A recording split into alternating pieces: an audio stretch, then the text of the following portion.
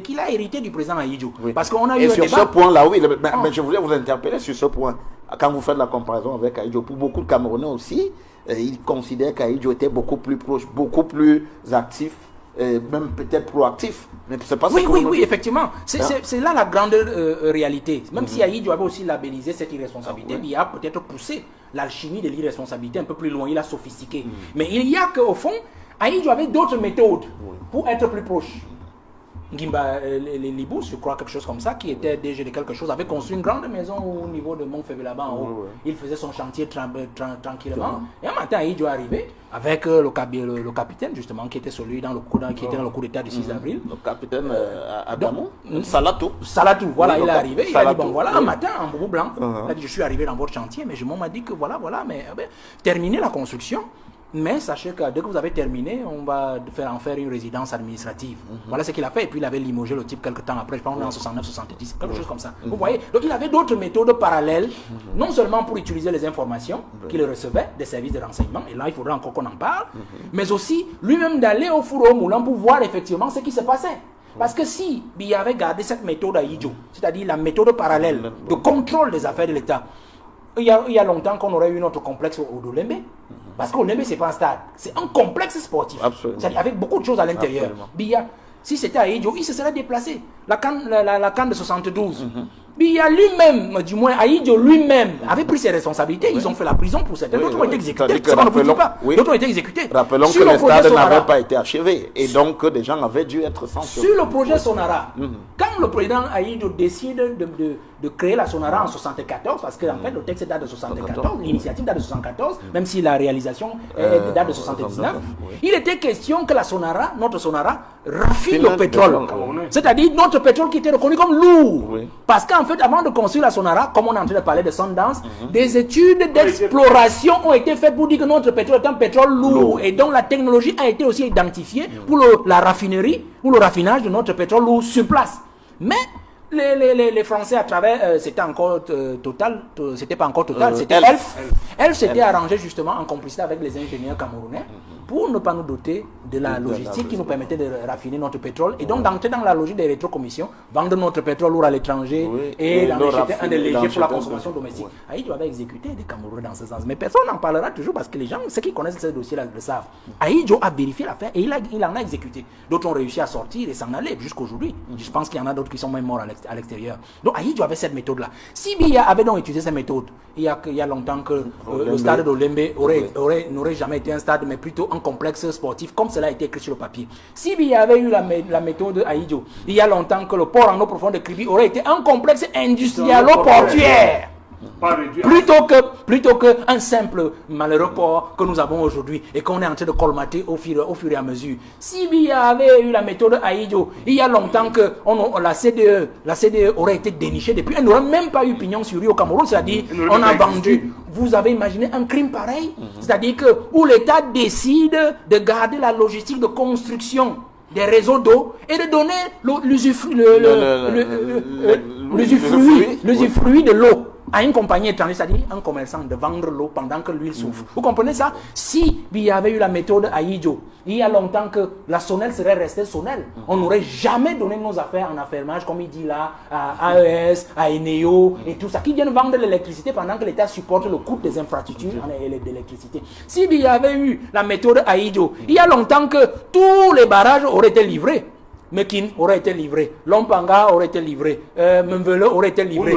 Tout aurait, d'autres même n'auraient même pas commencé parce que les études auraient été concluantes et Biya aurait su qu'en fait ces choses-là ne peuvent pas prospérer. Mais comme il a décidé donc de rester toujours au paradis et au ciel et de laisser le peuple en enfer avec les diables que lui-même il nomme tous les jours, on se retrouve donc dans cette situation-là où les diables ont décidé de faire hara sur le peuple et de pouvoir donner des volontés qui parfois ne sont même pas celles du président pour implémenter certaines choses qui leur profitent. Donc quand on revient sur le dossier comme Iron et Sundance, on comprend qu'on est dans cette filouterie-là. Rentrez au Minimite, je l'ai dit tout à l'heure, vous allez vous rendre compte qu'il y a des choses, prenez même le projet Grand Zambie. Il a parlé du projet de Grand Zambie dans le Caribe. Non, c'est dans l'océan. C'est dans l'océan. Grand Zambie dans l'océan. Dans l'océan. Alors, Il a parlé de ce projet et du coup, les gars ont déjà mis une entreprise dessus. On commence à entendre des choses sur lesquelles on dit l'entreprise n'a même pas de surface pour faire cette affaire-là parce qu'ils sont encore derrière cette affaire. C'est-à-dire qu'ils créent des entreprises, ils prennent des permis d'exploration, ils les mettent en sous-location et c'est ces entreprises qui les lèvent. Je vous prends encore un cas. Restons même dans notre ville. Allez ici au lac. Ici au lac central, le projet de construction, l'hôtel, le complexe, c'est ici dans le lac central. Est-ce qu'il fonctionne encore aujourd'hui? Mais on avait vendu une affaire où l'État devait dépenser des centaines de milliards. Ils sont allés chercher une entreprise. Aujourd'hui, on vous pose la question, quelle est même cette entreprise? On se rend compte que c'est une entreprise fictive, en fait, qui n'a même aucune surface. C'est encore eux qui sont derrière et qui ont créé un écart. La première pierre a été faite par le Premier ministre. Est-ce que vous savez que cette entreprise devait livrer ce travail depuis 2024? C'est-à-dire qu'on aurait déjà eu ce complexe depuis 2024 là. Mais rien aujourd'hui. Vous voyez ce qui s'est passé? C'est ça le véritable problème. Alors, il y a même eu un débat, M. Guizoro, sur l'affaire Wandier. Parce que j'aime toujours le rappeler sur l'affaire Wandier. Ahidjo avait toujours cette méthode, c'est-à-dire de labelliser son irresponsabilité. Alors, on dit Ahidjo, c'est lui qui a exécuté Wandier. Non! Ahidjo ne l'a pas fait. Tout ça, il l'a fait avec Paul Biya. Parce que ce que vous reprochez au SGPR actuel, ministre d'État, secrétaire général président de la République, c'est qui était ministre d'État? Il n'était pas ministre d'État, mais il était secrétaire général président de la République. C'était bel et bien Paul Biya. Est-ce qu'il avait le pouvoir d'intervenir? Non, justement, il avait la même délégation de signature dont bénéficie l'actuel secrétaire général président de la République. Donc, et il avait même comme adjoint Ebois, Samuel, qui était un homme du Mungo. Donc, quand vous avez donc des faits comme cela, vous ne pouvez pas poser la responsabilité entièrement sur Ahidjo. Puisque Ahidjo lui-même avait ces gens-là sur lui et donc l'actuel président de la République était secrétaire de la présidence. On comprend donc que dans l'exécution de Wandier, Ahidjo n'a pas pris le téléphone et a appelé le juge pour dire voilà le sens de la décision. On comprend bien qu'on est passé par le secrétaire général de la présidence de la République qui a répercuté les instructions au ministre de la Justice, qui lui-même a parlé au juge et on est arrivé à ce résultat. La même chose avec Ndormo, puisque Ndormo et Wandier étaient dans la même affaire. Vous comprenez? Donc j'ai pris cet exemple pour que vous compreniez que le secrétaire général est justement dans son rôle. Et on peut dire tout ce qu'on veut de la délégation de signature, même si ça rend un peu le roi feignant, mais il y a le fond. C'est que, en l'état actuel, le président est fatigué. Et le secrétaire général président de la République, à travers ces délégations de signature, a encore suffisamment d'énergie pour au moins courir derrière les ministres qui sont dans la malfaçon, qui sont dans la trahison, qui sont dans la haute trahison, qui sont même dans l'intelligence avec l'ennemi. C'est-à-dire parce que ce n'est pas parce que ça ne porte pas sur le domaine sécuritaire que vous allez penser qu'on est pas. On est dans une affaire d'intelligence avec l'ennemi. C'est-à-dire qu'une entreprise est fautive sur toute la ligne, n'a pas produit le document, n'a pas produit les résultats escomptés dans le travail d'exploration, de recherche du fait de Mbalam. On lui a quand même donné un permis d'exploitation, on ne sait trop comment. Et on lui a donné une garantie souveraine en milliards que l'entreprise a exploité au niveau de la bourse, a fait tourner, a eu des bénéfices. Et des individus empêchent l'État d'aller en justice, donc au procès arbitral, pour aller négocier sur les 94 milliards. Ça, c'est une intelligence avec l'ennemi, vous comprenez? Donc, on va poser ce problème. Mais il y a aussi le fond. C'est que Paul Biya est quand même aussi décevant sur ce point. C'est-à-dire que les services de renseignement font leur travail dans ce pays. Mais on ne comprend pas pourquoi le travail des services de renseignement n'est pas toujours suivi, n'est pas toujours répercuté auprès du président de la République. Là, on va peut-être aussi poser le problème de la délégation de signature, M. Zogo. C'est-à-dire qu'on sait que le secrétaire général du président de la République, c'est lui, par exemple, qui gère la DGSN. La DGRE, par exemple. Et la DGRE. Non, on va dire une partie. Une partie à DGRE. Parce qu'on sait que la DGRE a d'autres moyens pour atteindre le président.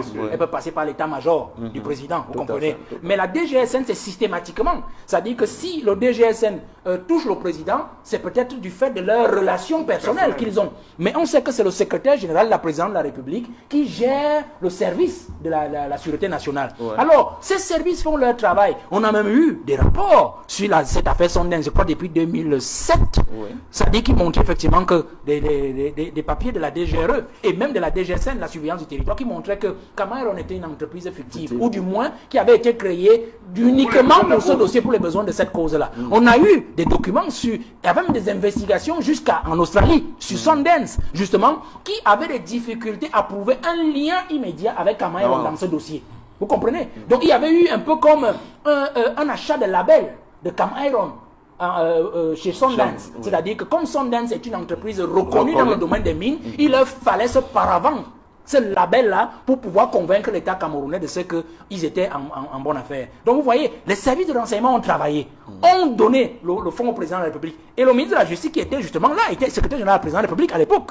Donc on ne comprend pas pourquoi est-ce que le président n'a pas eu l'information exacte sur le caractère fictif de cette entreprise-là, c'est-à-dire de Cameroun, et sur le lien discutable de Cameroun avec Sundance, qui est justement une entreprise à grande surface dans le domaine des mines. Vous comprenez donc qu'on peut essayer de comprendre qu'une fois secrétaire général de la présidence de la République, il devient ministre de la Justice, il rentre dans ce genre de choses-là.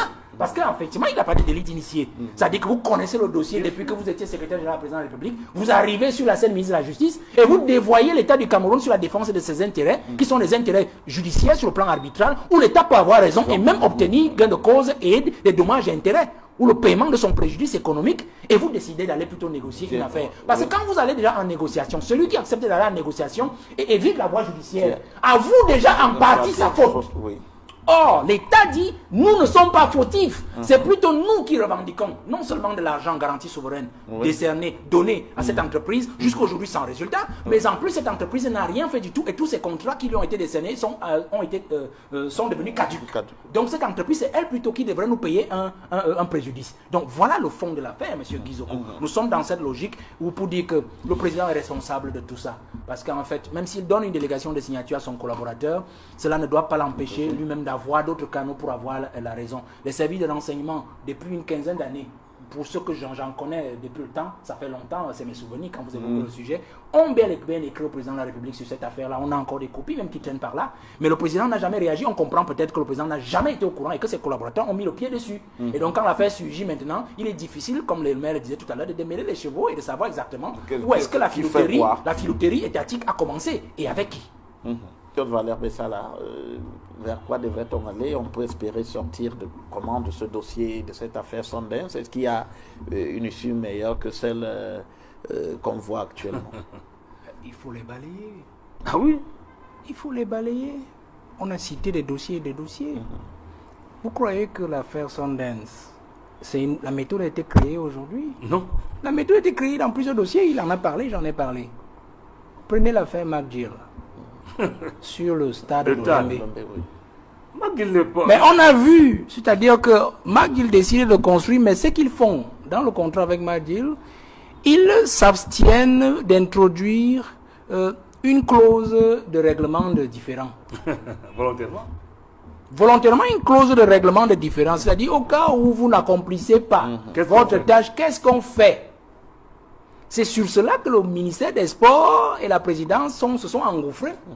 Pour dire encore à Paul Biya, il faut acheter de l'argent. Allons plutôt encore chercher McGill. Alors que c'est eux qui ont ramené Piccini. À la suite de McGill, vous dites non, McGill ne peut pas accomplir. Et c'est eux qui disent encore McGill va porter plainte. Parce qu'une fois qu'on va dire, et c'est eux qui font encore notre président, si nous allons en justice avec McGill, ce sera beaucoup de milliards qu'on va perdre. Mieux, on résilie le contrat avec Piccini, on rappelle McGill et on lui ajoute tant de milliards pour finir le travail. La conséquence, c'est que l'argent que McGill a d'abord eu sans finir le travail est enterré. Et il faut encore lui donner un autre argent pour un marché dont on n'est même pas sûr qu'il va accomplir le fonds de travail. Vous comprenez? Donc c'est des schémas qui sont faits depuis monsieur Guizoko. Donc nous pouvons citer des cas et des cas dans les dossiers de la République. Donc pour moi, le président, il doit les nettoyer. Il doit les nettoyer. Et dans la logique politique dans laquelle je me trouve, j'ai toujours dit aux jeunes de patienter. De patienter parce que le trouble aujourd'hui ne profitera pas à la jeunesse et à la postérité. Ces gens qui prennent des milliards là, leur souhait, c'est que si le peuple peut se lever demain là et chasser Paul Biya, ça fait leur affaire. Parce qu'ils sentent déjà que Paul Biya, étant déjà âgé, ne tient plus vraiment les manettes. Et à tout moment, il peut choisir une solution dans la succession qui ne convient pas à leurs intérêts. Vous comprenez? C'est là où nous tenons donc bon avec la jeunesse. Nous disons, si Paul Biya doit aller jusqu'au bout, qu'il aille au bout. S'il veut être candidat, qu'il soit candidat, mais que nous allions l'humilier à l'élection.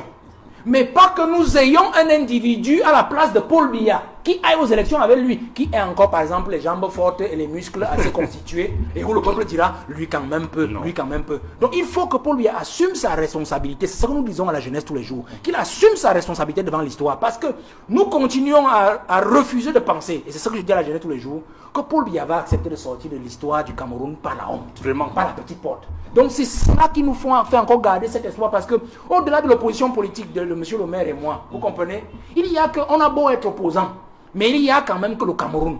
C'est-à-dire que ce n'est pas parce que nous voulons le pouvoir qu'on va souhaiter que Paul Biya échoue, que Paul Biya garde le Cameroun comme il veut, parce que ça va montrer que les opposants avaient raison. Non, Le Cameroun ne doit pas sombrer dans la misère, ne doit pas sombrer dans la malfaçon parce qu'il faut que les opposants aient raison de ce que Paul Biya a été le plus mauvais. Vous comprenez? Absolument. Donc nous devons garder au moins une chose, c'est que Paul Biya étant au pouvoir, qu'il fasse au moins un dernier acte dans la danse qu'il a commencé depuis 82 en évacuant une